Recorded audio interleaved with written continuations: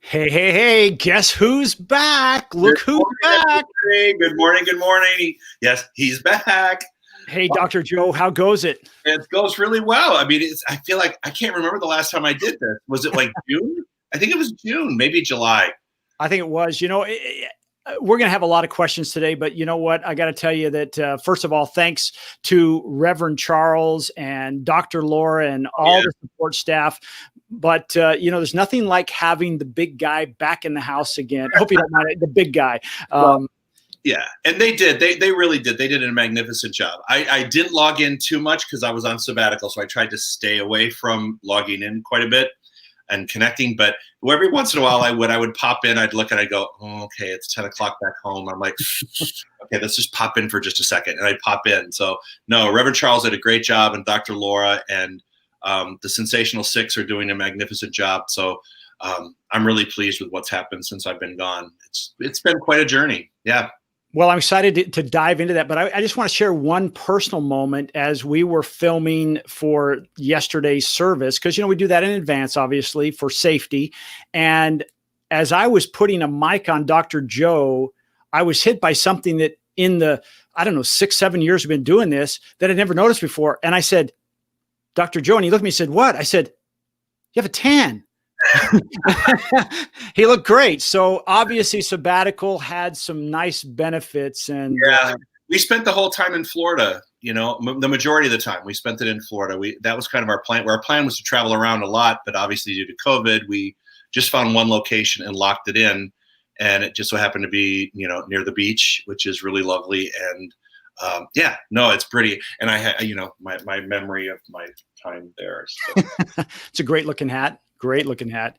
If you missed it, you haven't watched yesterday and you haven't seen Sunday service, make sure to log on, because that hat plays a significant role in the message right off the bat. So at least at the beginning, right? At least yes.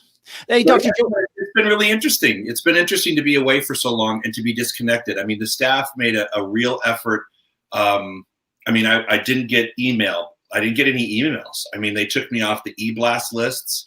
So I didn't get the daily notices, and I didn't get the weekly notices, and I wasn't a part of that. And, they removed me from all of the staff emails. So I didn't get all the updates about, individuals and things like that. So it was really challenging to be, to actually just break away, because I've never since I'm trying to think, I started when I was 40. So in the 17 years, actually almost 19, because I did it for 2 years before Dr. Tom. So in 19 years, I've never felt the ability to just separate and see what would happen if I distanced myself from my vocation.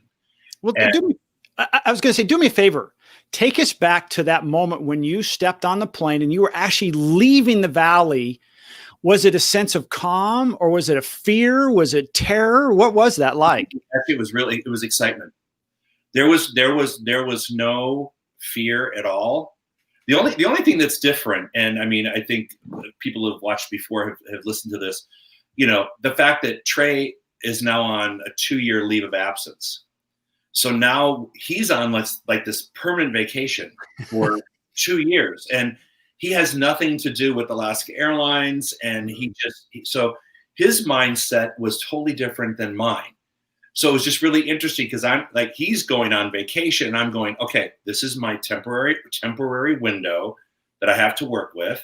And so I felt a great deal of excitement. The first thing we did was we flew across the country to see my family, my sister and her family. Excuse me. And there was just excitement. There was this relief and excitement about what was about to happen. And I challenged myself the whole time. I kept challenging myself the whole time I was gone. I'd be sitting there in a lounge chair, right, looking at the pineapples and looking at the palm trees, and I would be staring up there, and I'd say, "Okay, how long is it going to be before you get bored staring at this tree?" And I asked myself on day 1, and I kept asking myself on day 2, day 20, day 40. And I was like relaxing and we were doing other things. We were training, I would go different places, but we would always end up back at our resort with here I am in my chair right in front of the pool, looking at these palm trees and just going, okay, can you do this? Can you quiet the mind enough to enjoy this? And surprisingly enough, I kept waiting to get bored, and I never did. I never got bored. In fact, Trey and I were amazed that people who retire, they always say, I've never been busier in my whole life. And it's true. When we were off, we were still wishing we had more hours in the day to do things. It was a phenomenal experience. So I was very happy the way we set it up. Are you there, Jeff? I lost you. I am. Yep. So I'm just curious, a lot of times when people go on vacation, let's say they go on 7 days, the first couple of days are like winding down. They get 2 or 3 days of that, finally get it off of it. And then their mind goes into, what do I have to do when I get back? So really a 7-day vacation is only 2 or 3 days long. Tell us about when you went on your sabbatical. How long did it take for you to physically really kind of disconnect from the day-to-day, not so much contacting, but in your mind, making those mental connections? Well, I think, I was back in June for a couple of weeks. So I was gone for a couple of weeks in June, came back for a couple of weeks in July. And so when we actually left, I had already started to distance myself during that first 2-week period in June. And it was just going to be a vacation. But then, we had discussed about, since this whole COVID thing isn't going to allow us to meet yet, why don't we go ahead and engage in keeping me on my sabbatical, because we can continue the operation the way we're doing it here at the center, remotely. And so by the time I got on the sabbatical in mid-July, it was about, I guess it was after I left my sister. So it was about 5 days in that I finally started to spool down. But I have to tell you, this is the most interesting thing. This is one of those revelations. When we hear people that travel or that are from European countries, and they have these month-long vacations, and we cannot imagine a month-long vacation. I could never fathom taking a month off, and that's what they're required to do in their country. When you go on vacation, you go for a month. You don't go for a week or two, you go for a month. And what I found was that time, I now understand why they do that, because not only it's a couple of days to spool down, but to actually get into the place and the mindset of relaxing and really just allowing yourself to go into a cycle of relaxation. That's the change. That's what happens around week 2 or 3. And by the time you are just in a cycle of going, oh my God, I love this. I love this. So the month was the month, and then went into 2, and then went into 3. And, did you know that? I don't even know if I told you. I don't know if we had this, there was a hurricane headed to where we were going. Did you hear about that? This was like in July or mid-August. There was this storm heading to, it wasn't supposed to be a hurricane, heading to Fort Lauderdale. And I'm like, oh my God, I don't really want to be in a hurricane, because A, I don't do well without air conditioning. No, not even on a good day. And B, I have a CPAP machine. So wait a minute, now I'm not going to sleep and it's going to be hot. I'm like, no, that's not going to happen. So we actually, Trey and I, spontaneous, we're like, okay, so what do we do? And I'm thinking, if it were any other mindset, but we were in a retiree sabbatical mindset, we're like, we can just get up and go when we want. Let's just go. We ended up in New Orleans. Yeah. And the hurricane was coming to the east. It wasn't in the Gulf. So we said, we actually used our flight benefits, which we've never used in 30 years, because I always have to make sure I'm getting from point A to point B on a specific day. We picked up our flight benefits. We flew from Miami to New Orleans. We checked into the hotel, and they're COVID because everything was shut down, but there were some restaurants that were open. We just spent the time in our hotel, and they had a gym that we could work out at. Nobody was there. So we just let the tropical storm pass by Florida, and we got on the plane, went back home, went, yay, we did it. We were in a real hurricane a couple weeks later, but so I have to tell you, I do have to say this. Okay, we have seen the plague. We have seen the fires. I have been in a hurricane, and I'm telling you what, if I see locusts or bugs, I'm tapping out and going to the Baptist church. Oh, I hear you. I think my grandmother may have been right. I think oh no, I will go to become an Assembly of God parishioner, I guess. I don't know. Anyway, so That's funny. I know I'm babbling on. Go ahead.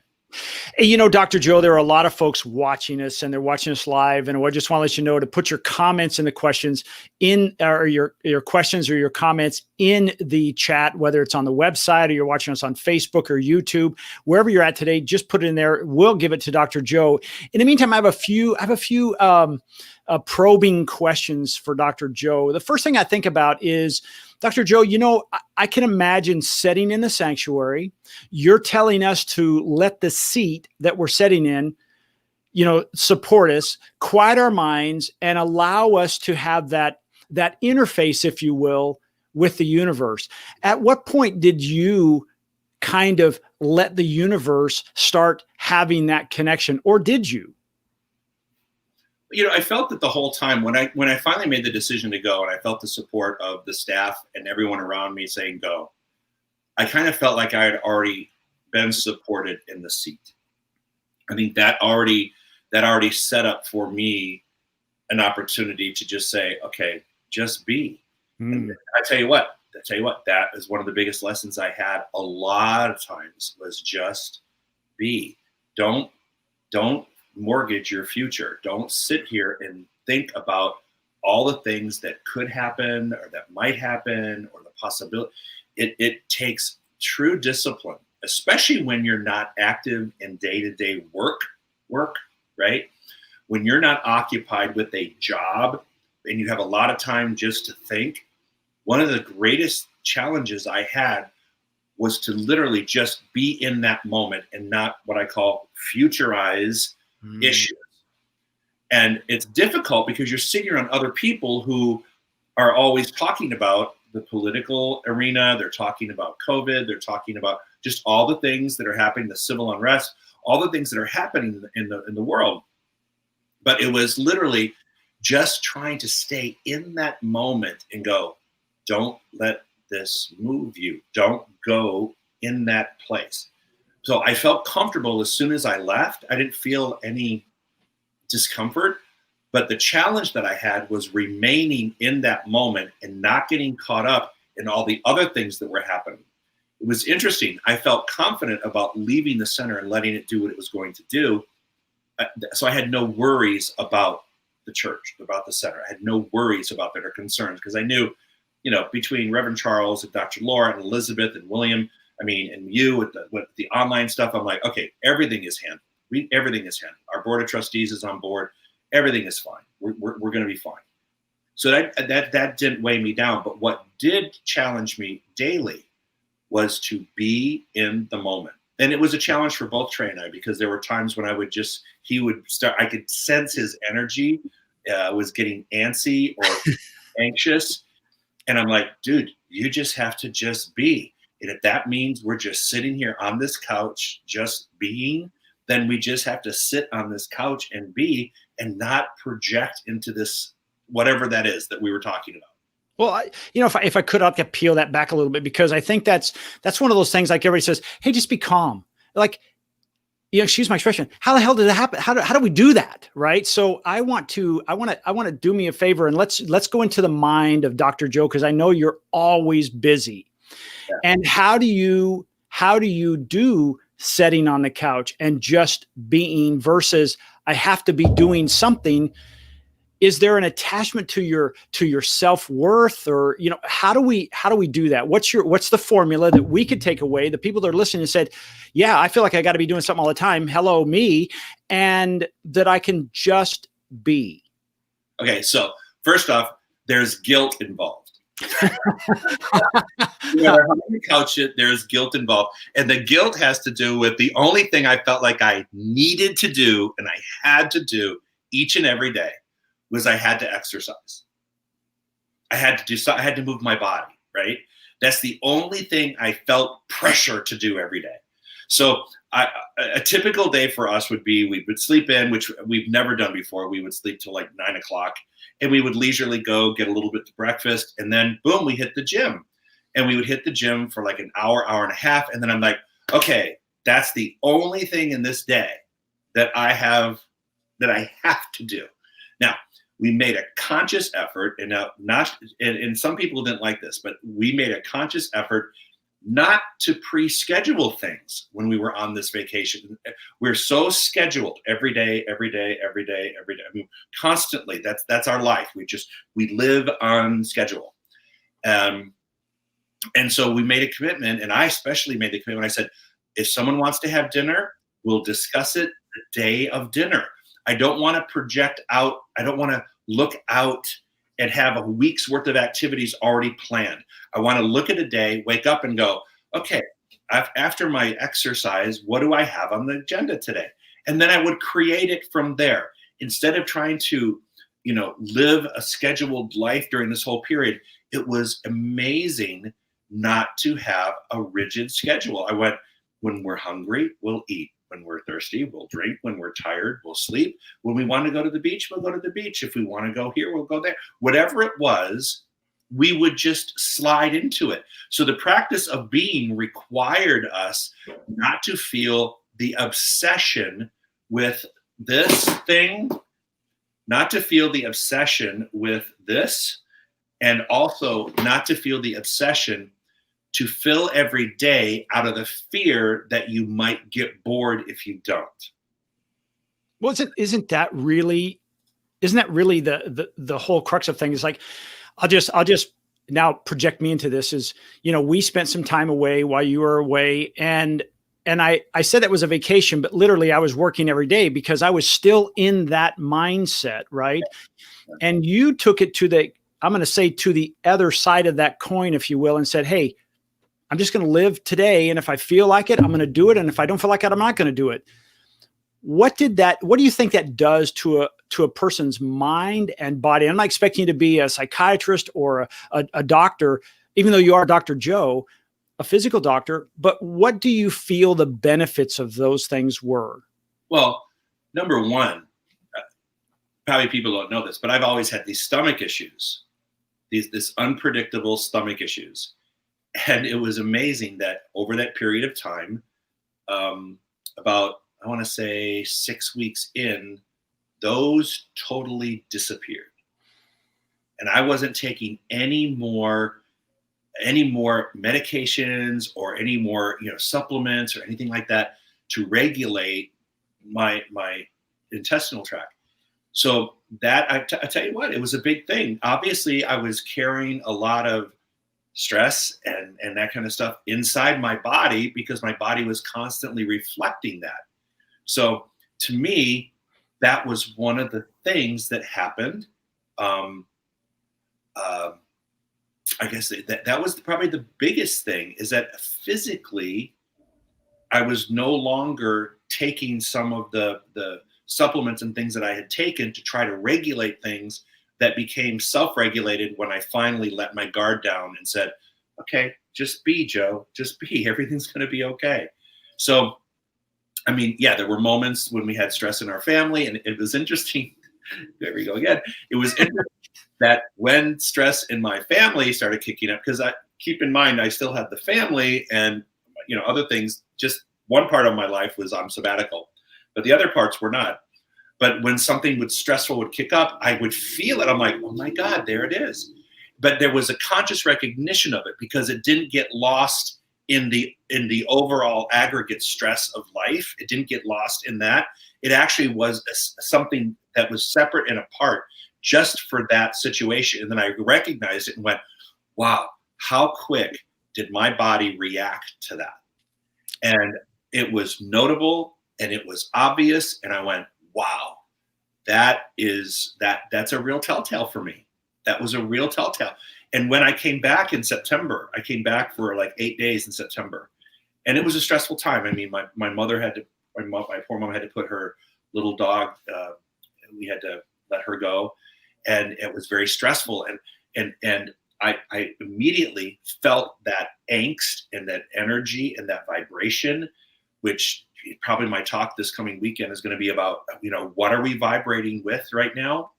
But as soon as I started vibrating in that area, all just started coming back up again. And I'm like, okay, now that you know what it feels like not to have it, you're going to have to learn to manage it, which means the power of the mind, your health is contingent upon what's going on in your head. It's just, We've said it a million times, and now you've actually experienced a reprieve from some conditions because something of great stress has been removed from you.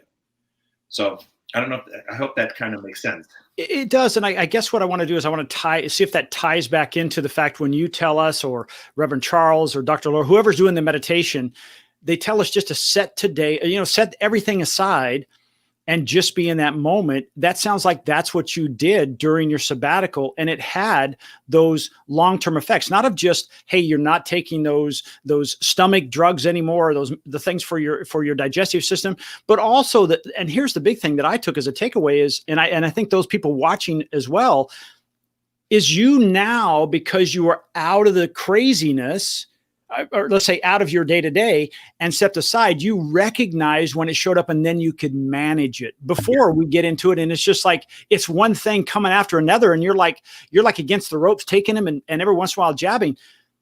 This sounds like that's a great takeaway. And that's why we want to do the meditation as we do.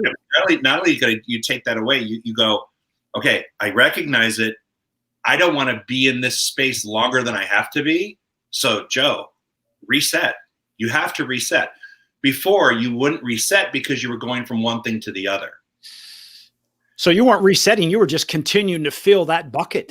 That's what we do. That's what you do. Jeff, you own your business. So when you went off on a month, you didn't have a month off. You were still, you were still working. Right. Right. So you didn't really get to actually, you may have had moments and glimpses of that. But when you really get back and reset, and it really truly is a reset. Once you get back to that, you go, okay, now I can recognize this. And now I have to manage this better.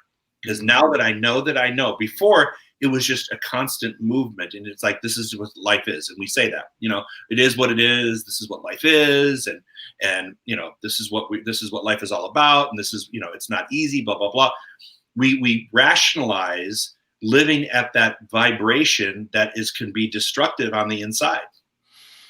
Well, let's talk about, let's switch gears just a little bit, because there's a lot of vibration things going on outside our world with, the election just down the street, just down the road a couple of weeks, and all this stuff going on with this life matters, that life matter, Black lives. I mean, it feels like it is one of those, remember the days when they had that movie, It's a Mad, Mad, Mad, Mad World? Yeah. I mean, that's when we were kids and I thought it was crazy then. I think this is the way it is now. What did you learn on sabbatical that you can share with us and the viewers watching today that we can say, hey, there is a way to deal with this and we don't have to get caught up in that mad, mad, mad, mad world? Well, I have to tell you, this is a real funny story. For the first probably 7 weeks that we were at the place we were at, I didn't know how to work the TV. So that in and of itself kept me away from all kinds of things, because I didn't know how to work the TV. I'm like, I would call them and they would come in and they would get it on and I couldn't switch it around. It would be a mess. And finally I just say, it was causing me stress. I'm like, just turn the TV off. I don't care. We'll find something. We'll find something to watch on YouTube or something, or on Hulu, whatever. But the first thing you have to do was learn to literally turn it off. A, and B, I found myself, I made a conscious effort not to engage in arguing. That was a really big thing, because, in the area that we were at, there were Republicans, there were Democrats, there were every combination of the two. There were people who believed in COVID, people who didn't believe in COVID. And so normally I always felt my role was to enlighten people, right? And to speak by truth. And a lot of times I chose not to do that. I went, you know what?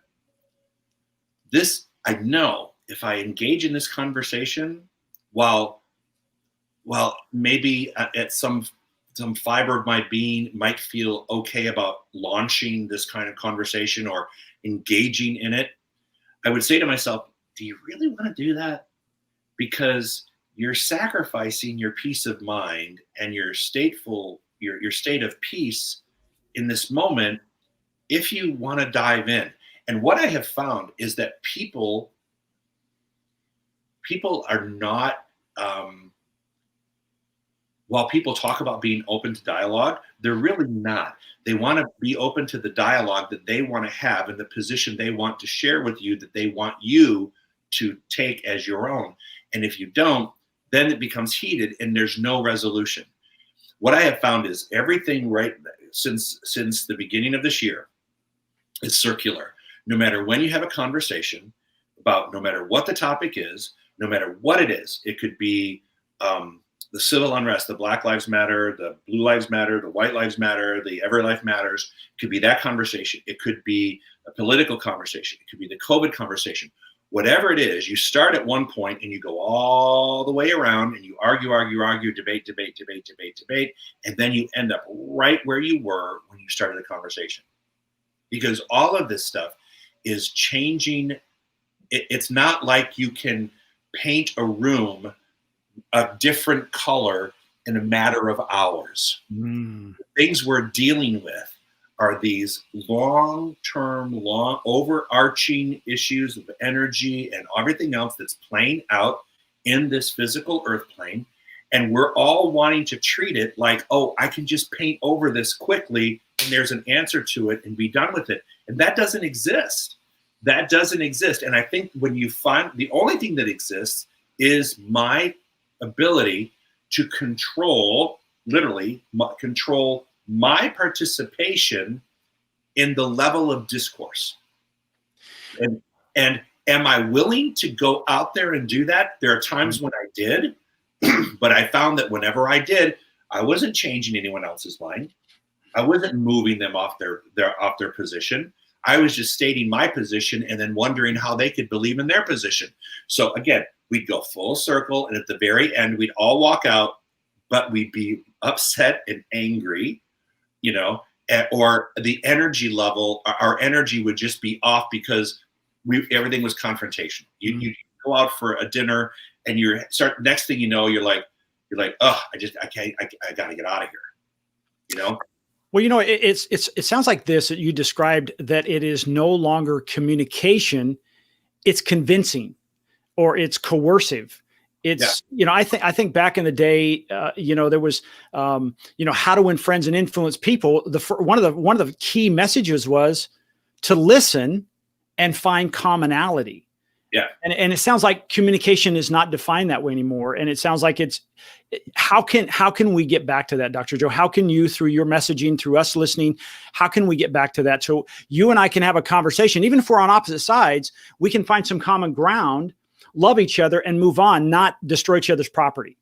Okay. So what I'm thinking, Jeff, is right now, that's almost going to be, I don't want to say impossible to do, but there are too many things that are too large that are looming right now. I think, and I don't want to use the word impossible because then everybody's going to go, oh my God, what kind of metaphysician are you? But I think these issues that we're looking at are so grand that it makes it very challenging to have these conversations and to remain in a state of peace. So what I have found is when someone wants to engage in a real conversation, like you just said, and not a confrontation, then I'm willing to have that conversation. But if I know that people are, locked and loaded and ready to go at something, I just have to go. There's no way I want to go to war on this subject matter. So I'm actually choosing, and I did, Trey, I made a conscious effort. We were really selectively choosing who we were hanging around.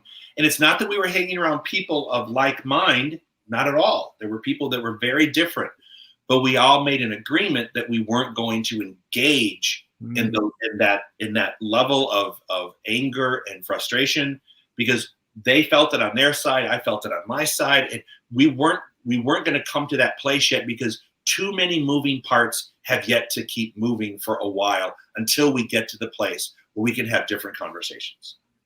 Well, it sounds like when you did that, you decided to say, hey, I'm just going to enjoy this person and be with this person versus, again, convince or confront or even have those type of conversations. They were just kind of almost off the board. Is that fair to say? Hey, speaking of B, Dee Dee Welsh just joined us. Hey, she said, morning, Joe. Hey, Dee Dee. Good to hear from you. I miss seeing everybody. I was thinking about that the other day. I was thinking about, I don't know what happened. I was looking at list of people somewhere. And I'm like, oh my God, and I was thinking about this person and that person. I'm like, wow, I really do miss just getting together. I mean, it's just getting in the same building, and I miss that so much. It's so difficult. To me, that's the hardest part, is actually exercising what a faith community looks like. Mm. You know, doing it online is one thing, but actually, you know, I miss the feel of what it looks like, you know, and what it feels like to be in that vibration of everyone. But getting back to your point, that whole idea of just being in this moment. How do I want this moment to resolve itself, or how do I want it to pan out, is a conscious decision in that moment. And, you know, we were in a place where some people wore masks and some people didn't. In fact, we were downtown Palm Springs just yesterday, and I saw some people wearing masks and some people weren't. And I saw some people wearing masks with people that weren't wearing masks in the same group. And you're like, okay, one of the key elements to this also was not participating in any judgment whatsoever.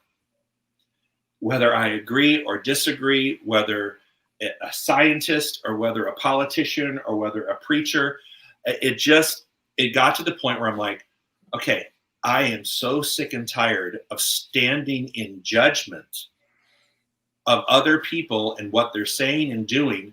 And this has to stop. It's too easy to do that. And again, you know how I always say everything is a coin, you pay a coin. I would sacrifice my mental house of peace and order to participate in judgment. And that is costly. It started here, Jeff. And guess what? It would go all the way around, and I would end up right back to what we were talking about at the onset of the conversation, except 2 hours later, usually maybe 2 hours later, 3 margaritas and a lot of angst. Well, you know, the interesting part about this, and I want you to chime in on it, is no matter what your belief or thoughts are, there are platforms out there, extreme right, extreme left, in the middle, whatever, to make sure the way you're thinking is justified and convincing that you are right, which makes us even greater at that debate scene to say, no, Joe, I'm right and you're wrong, and this is why. When actually it's almost like, I remember the song with Chicago. Does anybody really know what time it is? Does anybody really know the truth, Dr. Joe? Does anybody really care? And you know what? That was the second part of that. It's not the first sentence, Jeff. Does anybody really know what time it is? Well, yeah, yeah. And why is that important? Does anybody really care? Well, of course I care. But you know what? If you don't, and I don't want to say don't care. It's not about not caring. It's about allowing yourself to be at peace in the discord of things. I mean, wait. How can we do that? I'm not going to let you slide through that. How can we do that? You know what? I don't have to convince you, Jeff, of something. I don't have to do that. You and I can go out and have nachos and a margarita and have a good evening talking about life experiences. Do you know what I did? Okay, so I'm not going to tell you what the questions were, but I got to see your face. Come back. I got to see your face because I want to see your face for this. Okay, so I came up with the series of questions because we were meeting new people all the time. Okay, I came up with the series of questions. And as soon as someone would start talking about any of the controversial items, I would say, okay, answer this for me. And it would be a very, let's just say, provocative, some would say an R-rated question, okay? And it kept everybody on the lighter field. It kept, and as soon as it kept the conversation going, we'd ask everybody had to answer the same question, right? And it was so fun and it was amusing, and it wasn't about all the heavy stuff. And I'm not saying you can't engage on the heavy stuff, but you have to engage at it on a place where you're not just talking about people that are on the same level you are, but that respect and that will not sit in judgment of your opinion. It kind of sounds like, and I'm looking here on my bookshelf here. There's a book that says, "Don't sweat the small things, and everything's small stuff." Everything's small stuff. Exactly. Sounds like that's what you're kind of telling us to do. Is like, hey, don't even engage in that. Okay. You know what? We have some things we can do here. Okay, and they're really simple in my mind. All right. In this political arena that we have, it's not my job to try to convince anyone otherwise. Now, if I want to become an activist, I can certainly participate in one campaign or the other, make phone calls, do whatever. But I'm not going to sit there and force my opinion on anyone else, right? They have to be willing to listen. But in Science of Mind, we talk about you have the power of decision. You have the power. You have free will and free choice. Get to a ballot box and express your opinion. Period. The end. Just vote. Just vote. The whole conversation, we don't have just vote. You know, I'm getting involved in conversations with people. Excuse me. One thing I did notice that when I got back here is that it is scalping season. Oh yeah. Wow. Okay. So I don't have to sit there and try to convince anybody of anything. I just have to go, you know what? Use your voice, and your voice is the power of your vote. Use your voice to be the voice of reason, whether it's Black lives, white lives, blue lives, all lives. Use your voice and your authentic voice and just be that, and continue to expand in areas that you want to expand. Get the information where you can to expand your beingness. But just allow yourself to just do what's comfortable for you to do. I love it. You know, and I am a mask wearer. I wear my mask. I wash my hands. If you remember correctly, back in February, I said during the service, I said, okay, this pandemic is coming. This thing is happening. Let's just all keep calm. You know, we'll get through this, but wash your hands. And now we've added a mask. I'm like, okay, that's fine. Whatever. And if people don't want to do it, I don't care. It's not mine. It's not mine to judge them. Mine is to keep my face covered and to keep what I want to do intact. It's really interesting because, you know, it's no secret. I mean, Trey and I and Carly actually had it. The three of us have all had it. We've tested positive. We went through the weeks of discomfort. We came out on the other end. So we were less at risk for reinfection than anybody else around us. So but I'm like, just respect what's being asked of us to do, and don't make it a deal. I don't want to make anything a deal. I'm so tired of the deal. You know, everybody making a deal. You can't breathe without somebody making a deal. I can't park in my own parking lot in front of my house without someone in the HOA getting pissed off the way I park. And I'm like, okay, do I want to sacrifice my peace for this? Okay, no, just whatever. Let's just tune in and try to remain in that space as long as we can. Don't let it move you. If people have a priority to bang the drum, let them bang the drum. That doesn't mean you have to go to the party. Well, you know, Dee Dee says, hey, as usual, Dr. Joe, you're talking about exactly what she needs to hear. It's, you know, that's not unusual. That's the way the universe is. You know, you may have not tuned in for the last week or two, and all of a sudden you're here and you're getting fed exactly what you need to hear. There are no accidents when it comes to the universe and the universal mind. The other thing is I want to talk about is, while you were on sabbatical, and I know you've told us this, and I still live by this now, I think 3 or 4 years later, you said, turn off the news.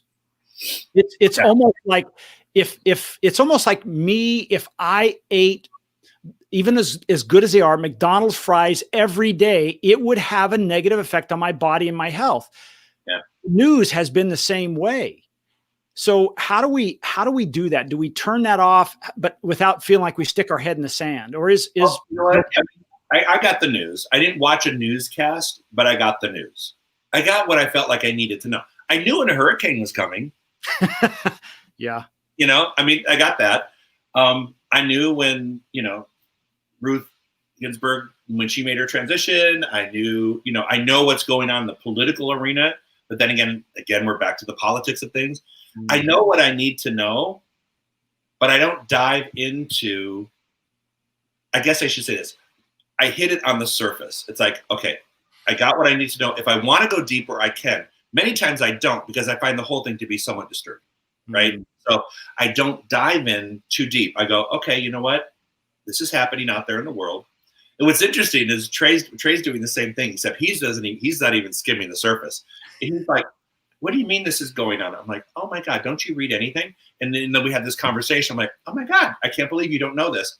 So, but he has chosen to do the same thing. And we're not Pollyanna about it. I know what's going on in the world. I'm just choosing where I put my energy and how I want it to. I see my life unfolding. You know, Dr. Tom talked about this many years ago. And it never made sense to me at the time because I was so upset about what was going on in the world. But back when I was, I forget who, there was some election back in this, when I came here in the 90s, and everybody was upset about something going on. I don't remember the politics around it. But he said to us, he said, you know what? The leader of a country has never, and this is going to be controversial, the leader of a country has never really affected me personally because my life continues to go on in the direction that I've always set the path for my life to go on. So while these other things may be happening and there may be some consequences, in the overall scheme of things, my life continued on no matter who was at the helm of this country. And I thought, okay, can I buy that? I mean, is that Pollyanna? Is that like, oh my gosh, did people say that when Hitler took over? And, you know, what's the context of that? And then I started looking back and going, okay, yes, there's all this rhetoric about things that have happened and things that could potentially happen and this could happen and that could happen. I'm going, but is that going to change my direction in my own life? Am I going to, I mean, I'm aware of it. I'm a US citizen. I'm a concerned person. I'm an activist, and I'm aware of it, but is it going to move me to a place of paralyzing my ability to be in my life, in my skin? And that's what happens. I become paralyzed in the fear that surrounds what could happen instead of what is actually happening. Now, when something happens and I don't like it, I voice my opinion, and I have my own personal ways of voicing that opinion to people that are in different roles and in different areas. But I always ask myself, okay, in the greater picture, has everything ended up working out? And I'm like, majority of times, yes. Not all the time, but the majority of times, yes. And this whole thing that we've been doing now for, well, what is this? October? But it's been about 8 months. It's about like 13 years. Sorry. No. 13 years meaning 8 months. The COVID thing's gone on for, oh my God, we've been here forever. I feel like we've been in this thing forever. I think one of the things that adds to all of this angst is the fact that we cannot see and talk to one another. I mean, we just can't engage on that. And that's really hard. You know, we don't have community. We don't have people we can, you know, we're you know, there's still a lot of people that are staying in their homes and they're not going out, and we can't get together at the church. They can't get together in social communities. So it's just, I don't know. I think that adds another element of difficulty because we are such social creatures.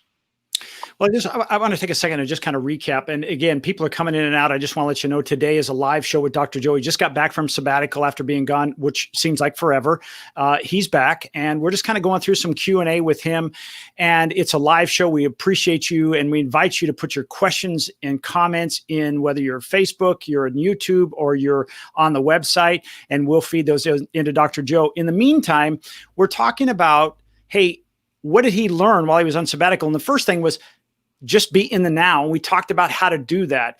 And then it was the difference of a conversation that is now just full circle, always comes to that. And I can almost imagine, Dr. Joe, there's a little Dr. Joe over there going, Joe, do you really want to get involved in that? Is that really the hill you want to die on? No, let's just let it go. And so that's the other thing is now you became consciously aware of the crazy, and you now made something that, quite frankly, we're one of the only human beings or one of the only species on the planet. We have the power of choice to get involved or not get involved. and you're not willing to sacrifice your sanity, your home of sanity and peace for that one thing. And then this last piece you talked about, bring us back, is, you know, disconnect, but don't be oblivious, because everything's going to work out. And I love what you said there. It reminds me of, and I'm going to turn it back over to you. It reminds me of one of the messages we had in one of the years. I can't remember exactly, but you were talking about when your world is right, or when you're right, the world is right. And there was that little example of the little boy who his father was a preacher, and he was watching him on the weekend, and he was trying to write his sermon, and the little boy kept coming in and interrupting him. And so the father went in, ripped a page out of a magazine that had a picture of a man on there, and he ripped it up and threw it on the ground. Or excuse me, I screwed that up. There's a picture of the world on there, so he threw it on the ground and said, "Now put that together. When you're done, come and see me." And about 2 minutes later, the door knocks, and the little boy comes in, and he says, "Daddy, I'm done." He says, "What are you talking about? There's no way." And he said, "How did you do that?" He said, "Well, there was a picture of the man on one side. When the man is right, his world is right." And I think that's what you're telling us here is, if we get right with ourselves, all of a sudden, all that extra stuff that is really, I'm going to call it superficial. Yeah, we'll know when that hurricane comes in, or an earthquake, or whatever it may be. But that other stuff, did it really change your world? Well, and you know what, Jeff? I have a visual for you. Okay. You know, you've seen that picture of like this lion, or like, yeah, like I would just say a lion, and it sees its prey, or it sees something, and it either makes a decision to attack or go the other way. Mm. And that's what I feel. That's what I feel like a lot. And I felt like that a lot, that I am this lion. And yeah, we could run in and just, you know, roll it down and go at it. I could go at it and just attack whatever's in front of me. Or I can make the decision to let whatever it is just go peacefully. And I turn and walk away. Because the lion doesn't always attack. The puma doesn't always attack. Many times they just look at, I've seen the videos where they look, they're very careful, they analyze, and they decide, okay, do I need to attack this, or no, I'm just going to walk away. Mm. And we've seen it happen with human beings in nature. We see, animals walk away that could really harm a human being, but they just mysteriously walk away. I think that primal need to either attack or walk away is really important, that we tap into that right now. Yeah. I mean, that's a primal energy that those animals reflect out into our world. And maybe we need to kind of look at that just a tad bit and go, this is interesting. Yeah, you know what?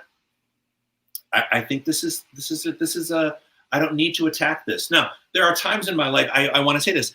There are times in my life when I have attacked, and I'm sure that there will come a time again when I do attack again, because of my nature. But I do know that I'm sacrificing my peace of mind, and that just turns my whole world upside down. It turns my stomach upside down, which turns my life upside down. It's like, okay, what do you want to engage in, Joe? Let's just decide where this is going to end up. Which brings me back to another point. I see a lot of people searching for a lot of different ways to cope with everything that's happening in the world. And what I found is I went back to basics. I just have gone back to basics. Every time I go back to the principles of the science of mind, that always, without fail, when I go back to just the principles, the most basic run, spot, run, science of mind principles, when I do that, then everything else works out okay. I see what I need to fix. Now, it may not be fixed at the moment I'm seeing it, but in my mind, I know how to do this. So many times in the past 3 months, when I was faced with the situation, I would go right back, not necessarily to Ernest Holmes. I go back to Raymond Charles Barker is my buddy. I love the way Raymond Charles teaches. So when Raymond Charles Barker I would go back to my basic book that I always keep with me. And I'm like, you know what? I just need to reread this. And I have read it so many times and highlighted it so many times that literally it's brown. The highlights are brown because they were yellow, they were green, they were red, they were purple, whatever it is. Now everything's just brown. But I go back to my basics. And when I hit the basics, I don't need to search for the newest thing to try to get me through something. Though that foundation works. It works.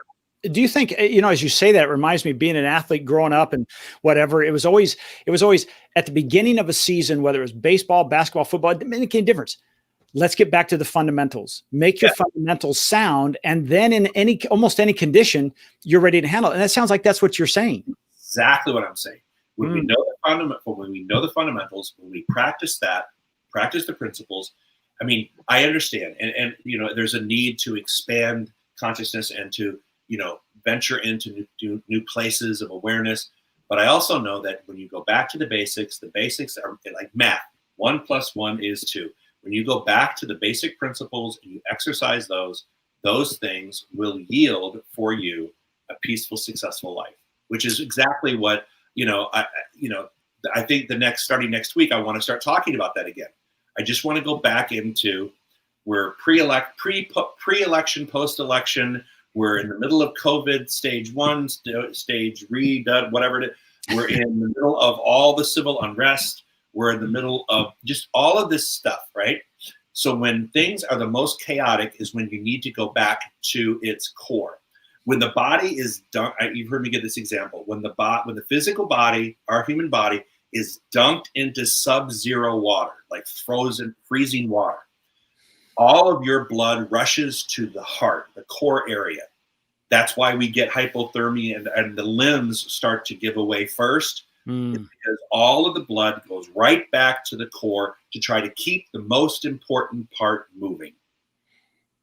And right now, it feels like we've been dunked in ice cold water over and over and over again. And every time, all we need to do is remember this. The limbs may hurt. We may have to warm them up later on and get back to that. But it rushes to the core. And when you go back to the core beliefs, you go back to that will begin to change what happens on the outside. That will keep you alive long enough to get out of the frozen water and into a situation where you will warm back up again. So this is kind of the way I look at it. Does that make sense at all? Totally. So I want to go back to Monday is going to be like a back to the basics, and it's going to be how to deal with pre-election, post-election, how to deal with COVID. It's all one thing. Dealing with all these individual things is dealing with one thing, and that's dealing with consciousness. And as soon as we can get back to dealing with consciousness and just being who we're meant to be, then that will continue to unfold. As long as we don't buy into the rhetoric on either side and become the fear and live from the fear, then we will be fine. We will move through this. It may be challenging, and there's going to be losses along the way, but there's also going to be gains along the way. Things will balance out. The problem that I see more than anything is that things are so far out of balance, we don't know how to get to the middle anymore on any subject matter. Yeah. But in my own life, I can be in charge of my own life. And if Trey does that in my own life, and Carly does as best as she can do, my family, we will get back and stay as balanced as we can.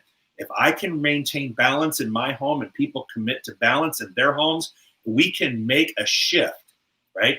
It's just because things are so out of balance that we can't find our way to get to the middle again where we're okay at this place. Right now, I feel like I sometimes feel like this. It's like, oh my God, get back to the principles, get back to basics, and we will move through all of these things.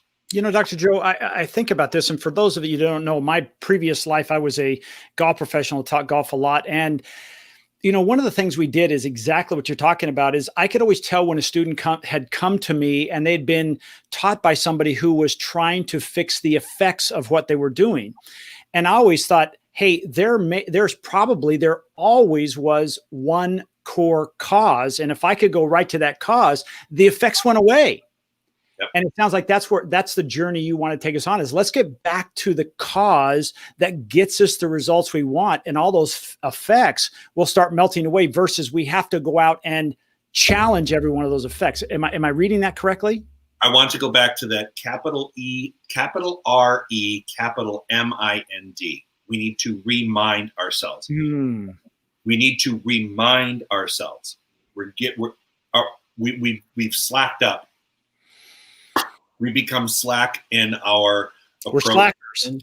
Well, we're overwhelmed. Yeah. And when one becomes overwhelmed, it's interesting. I talk to people about, have you been watching, since we've doing, and they're like, oh my God, I'm so stressed out. I just don't have time to watch, the YouTube. I'm like, you know what? That's like people saying to me, oh my God, I just need some me time, so I'm not coming to church anymore. I'm like, really? Okay.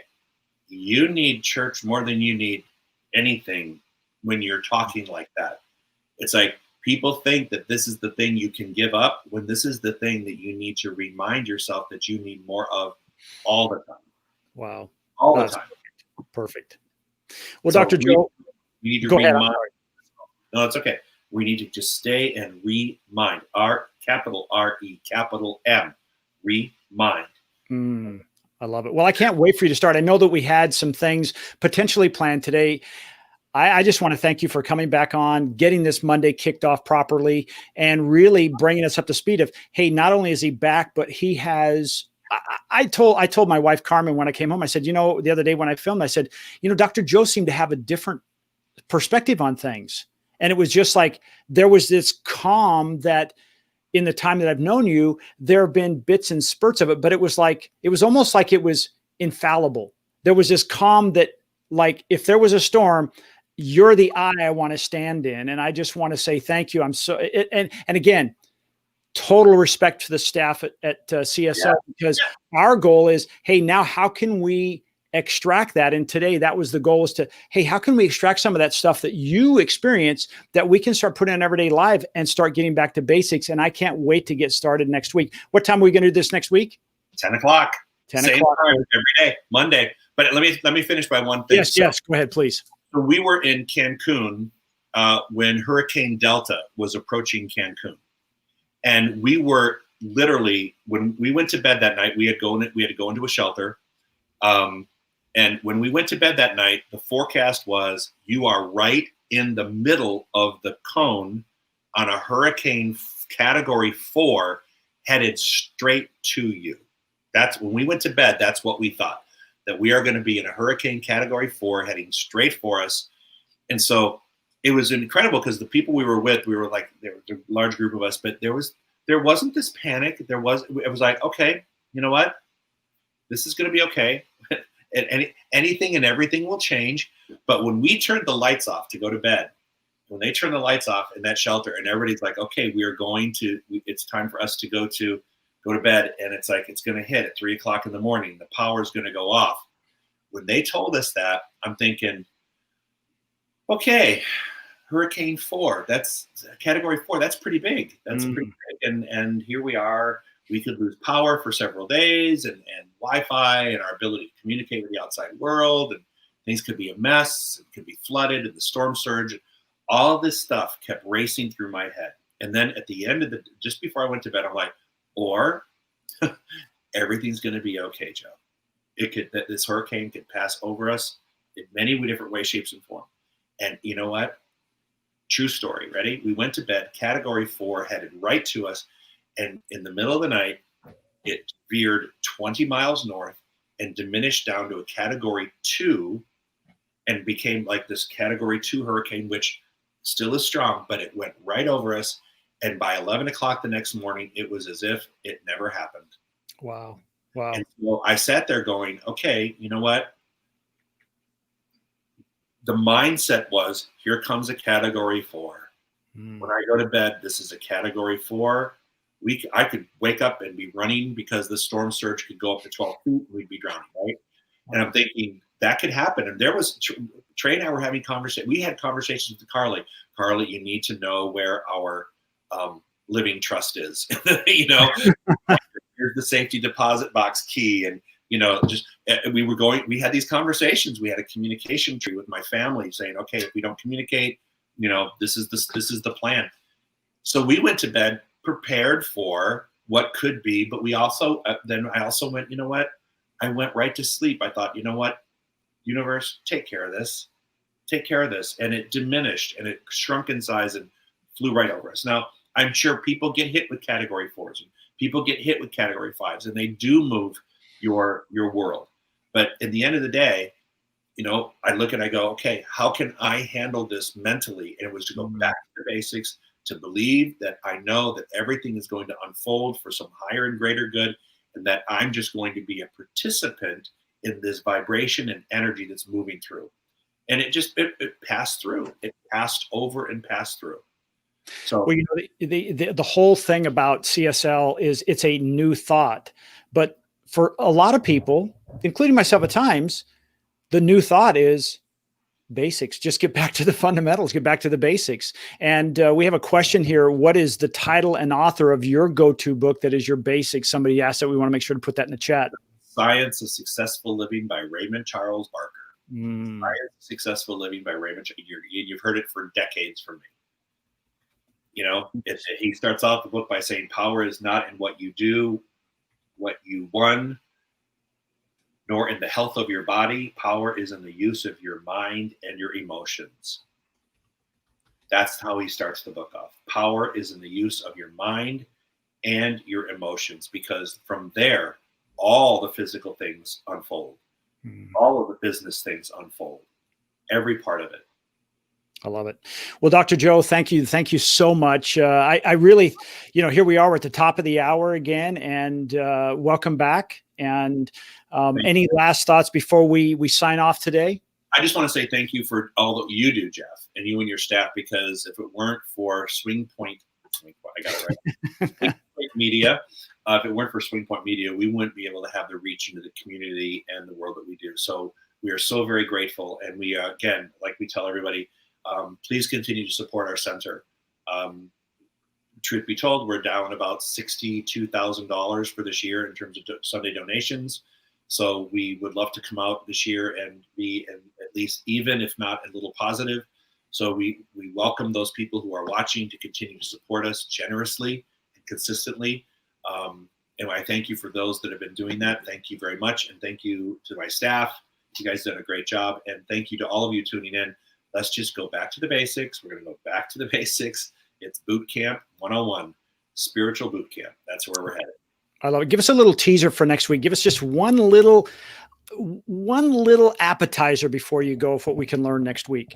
There's a voice within you that says you don't have to be sick. You don't have to be miserable. You don't have to be poor. You don't have to be subject to the ways of the world.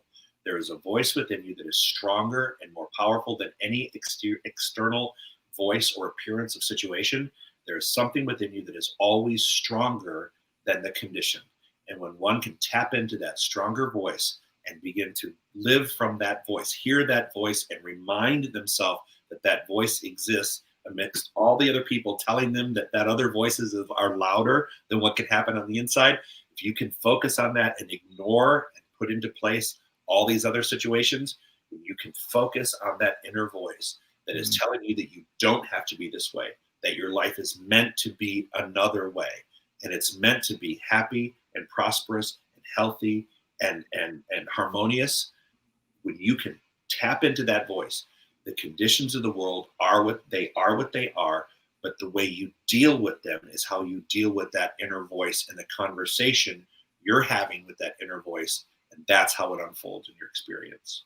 Well, wrap that around yourself for the next week, gang, and then make sure to show up next Monday for more of the basics and how to apply this. Dr. Joe, now understand this show is going to be a little different. Is that correct? You're gonna actually invite people to come on and participate. And I'm not sure people are still listening. What I actually want to do is get like 5 or 6 people, or whatever it is, probably 5 or 6 people every week, different people, and to just have you in the class. So when I'm talking and teaching things, if someone brings up a question, it's actually someone who's participating in the class. Now, you have to have a good Wi-Fi network. You've got to be able to have Chrome on your computer. You have to be able to get into however the requirements are to get onto the screen. You have to clear that through you, Jeff. But I'd like to have a couple participants in each class every week, different ones, people popping in and out, and then have the ability to teach and ask them a personal question. What is it that you need to hear this week? What is it you're challenged with? And then approach it in a fundamental way. Ask, what do you need help with this week? And let's approach it. I love it. Well, what we'll do is when we send out the notice for the following week, like they go out at 9:05 every morning. So for your next Monday, we'll put a link in there. And then as people log into that, we'll see them come into, there's basically a green room. Yes, you're going to be coming into a green room. And then we'll invite you on the screen, just like you see Dr. Joe and myself right now. And you participate. And then for those of you who don't get in, because there is a limit of how many people we can have on screen at any one time, just please use the comment section and still participate in that way like we are right now. So that's exciting, because this is one of the positive things. Like I'm a bit of a techno nerd. I like this stuff. This is a way to say, hey, we can still all come together. We can still have that closeness. It just has to be electronically for right now. And we can still come together and learn those fundamentals that will make us stronger when we come out the other side. So thank you, Dr. Joe. Absolutely. And you know what? And I would love it if people participate. I would love to see the new faces from the congregation. I miss you guys. It'd be great to see you. Well, Dr. Joe, we've had have a great week, Jeff. Thank you, sir. We've had a good, strong following all week and a lot of good, all show, and we appreciate everyone being here. Thank you for your comments. Thank you for your questions. Thank you for your support. I just want to give you a heads up right now. I've just received a little bit of a problem. There's something going on with our our PayPal. So the moment I hang up, yes, I'll jump on there and see if I can fix that. So please do us a favor, come back in. You may get an email that says, hey, if you were trying to support the center and you couldn't, we fixed it now. Click the link now. So we really appreciate all the support. Let's close that gap. Let's close that gap, and we're going to do it through fundamentals, and that's supporting where we get our good. So thank you all for joining us. My name is Jeff Harrison, along with Dr. Joe. Thank you, guys. We'll see you tomorrow at 10 o'clock. Jafan and Reverend Charles are back on. I'm going to take over after he finishes the book, and then Sensational 6 on Wednesday, and Laura's on Thursday. Dr. Laura's on Thursday. Friday, Reverend Charles, Living Your Best Life, I think it is. Life on Love. Everything is happening still 10 o'clock every week, every day. Thank you all. Thanks. Bye, everybody. All right, Christian, take us out. Thank you so much. Thanks.